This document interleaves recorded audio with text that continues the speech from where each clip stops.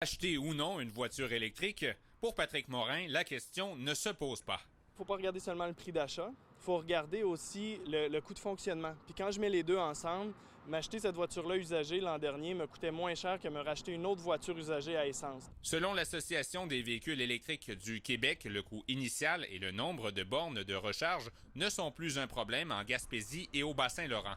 Pas plus qu'obliger les concessionnaires à vendre une proportion de 3,2 % de véhicules électriques neufs l'an prochain.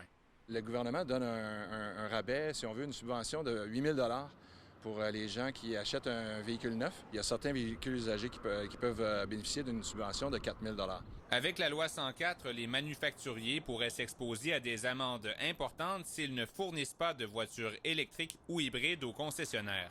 Les manufacturiers vont probablement être capables de nous les donner, ces véhicules électriques-là, à part quelques manufacturiers déjà présentement qui n'ont aucun véhicule électrique de disponible pour l'année 2018.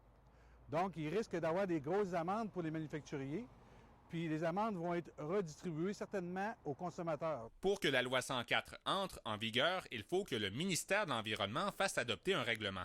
Et si la loi finit par entrer en vigueur, elle s'appliquera aux véhicules neufs de l'année 2018. Nous, on est prêts à vendre des véhicules électriques. On veut juste qu'il y ait des normes qui soient réalistes, puis on ne veut pas, en tant que concessionnaire, être pénalisé. Le ministère de l'Environnement fait face aux pressions des deux associations de constructeurs de voitures du Canada et de la Corporation des concessionnaires automobiles du Québec. Et si le ministre David Hurtel leur a promis une rencontre avant l'application de la loi, il ne leur a donné ni la date ni le lieu de cette rencontre. Olivier Roy-Martin, TVA Nouvelles, Rimouski.